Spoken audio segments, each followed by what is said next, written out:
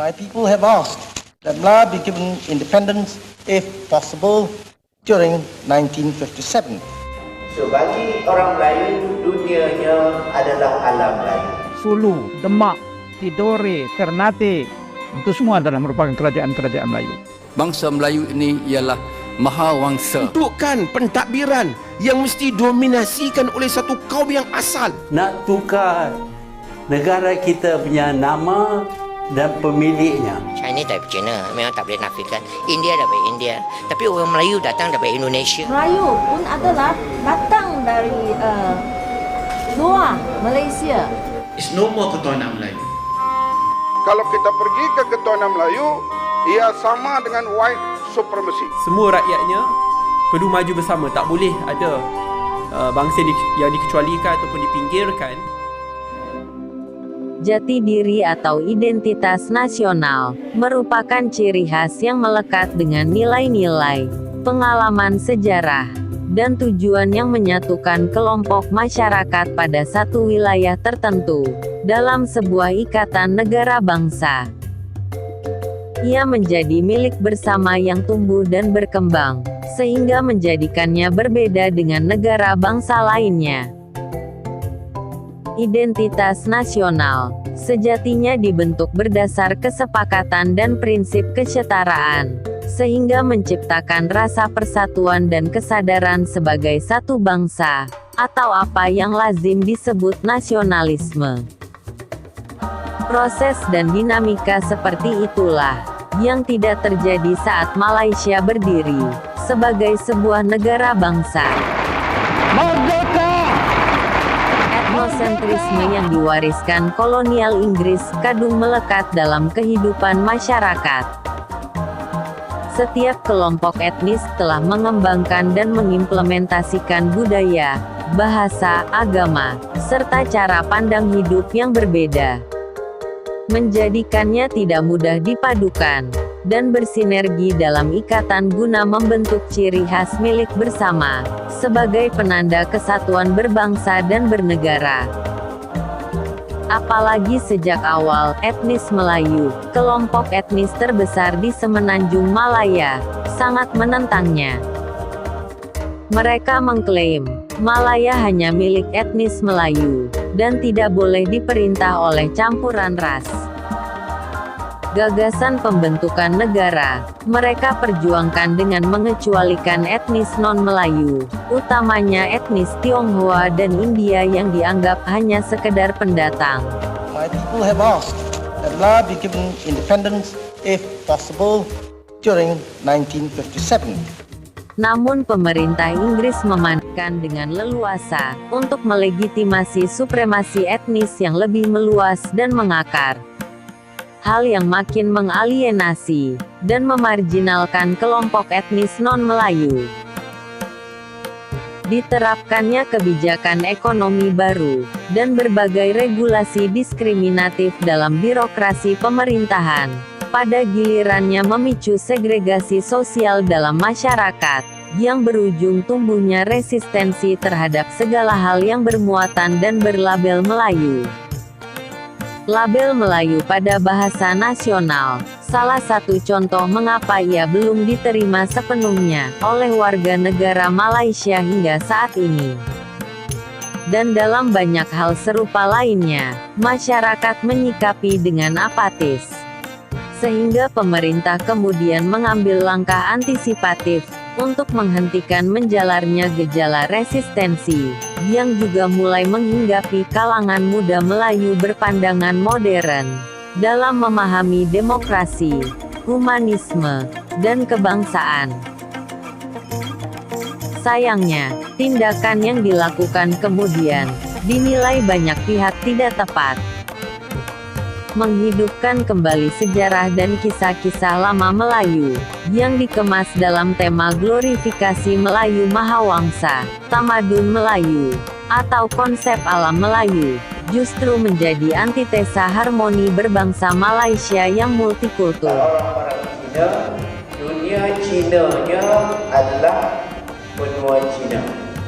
Bagi orang India, benuanya adalah benua India. So bagi orang Melayu, dunianya adalah alam Melayu. Kedah Tua, Samudra Pasai, Terengganu, Melaka, Brunei, Sulu, Demak, Kelantan, Patani, Tidore, Ternate, itu semua adalah merupakan kerajaan-kerajaan Melayu. Bangsa Melayu ini ialah mahawangsa yang bermakna bangsa besar. Yang dikatakan Melayu ini, mereka bukan pendatang. Mereka berasal dari Kepulauan Melayu.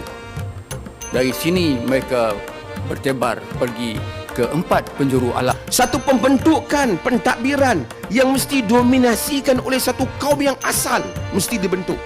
Orang yang datang daripada negara lain nak tukar negara kita punya nama dan pemiliknya. Alih-alih merepresentasikan jati diri dan membangkitkan semangat kebangsaan, langkah tersebut justru memicu resistensi makin mendalam di kalangan etnis non-Melayu. Baik orang Melayu, baik orang Cina, baik orang India, memang mereka itu datang dari merantau. Cina dari Cina, Chinese dari Cina, memang tak boleh nafikan. India dari India. Tapi orang Melayu datang dari Indonesia dan segalanya. Melayu pun adalah datang dari luar Malaysia. Yang betul-betul orang asal di sini ialah orang asli. The nation has changed beyond our understanding. It's no more ketuhanan Melayu. Melayu yang berwibawa, Melayu yang bertakwa, Melayu yang berintegriti, bukan ketuhanan Melayu. Kalau kita pergi ke ketuhanan Melayu, ia sama dengan white supremacy. Shared prosperity ataupun kesaksamaan bersama. Dan akhirnya apabila kita nak memajukan sebuah negara, semua rakyatnya perlu maju bersama. Tak boleh ada bangsa yang dikecualikan ataupun dipinggirkan. Dan naasnya, sejarah dan kisah lama Melayu yang dihadirkan, kemudian dengan mudah bisa dinilai dan divalidasi kebenarannya oleh masyarakat luas, tidak lebih sebagai kisah fiktif dan fantasi. Hanya sekedar ilusi dan halusinasi. Tak hanya itu, ambisi besar Malaysia meramu ciri khas untuk bisa dijadikan identitas nasional, menjadi bola liar, ketika mulai mengambil resiko, memasuki isu dan ruang yang dimiliki bangsa lain. Serangkaian aksi mengklaim budaya, yang notabene masuk dalam daftar milik Indonesia, merupakan pertaruhan serius yang menimbulkan kegaduhan dan mengganggu hubungan antar kedua negara. Wayang kulit.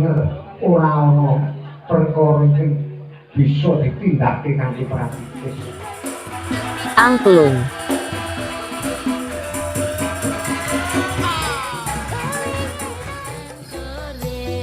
Kuda lumping.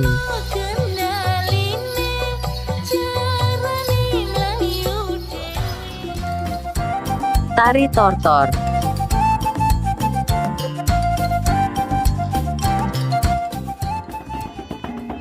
Gordang sambilan.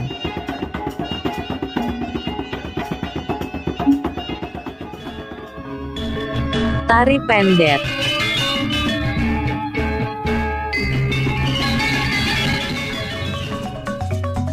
Batik.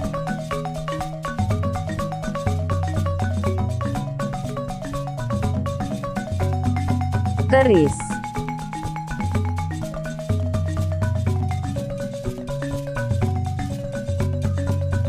Rendang.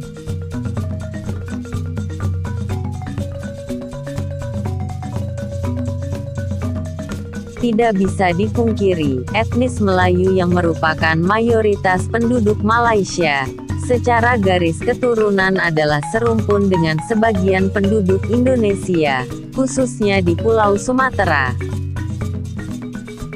Mereka bermigrasi dan membawa serta budaya ke Malaysia. Sehingga suka atau tidak, terdapat beberapa kemiripan budaya di antara keduanya. Namun serta-merta mengklaimnya sebagai budaya asli Malaysia, dan menafikan dari mana budaya tersebut berasal, bukanlah sikap yang beradab.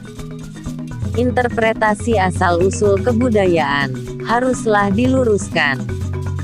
Konflik warisan budaya yang dibiarkan berlarut-larut di tengah meningkatnya sensitivitas masyarakat akan mengancam stabilitas kedua negara.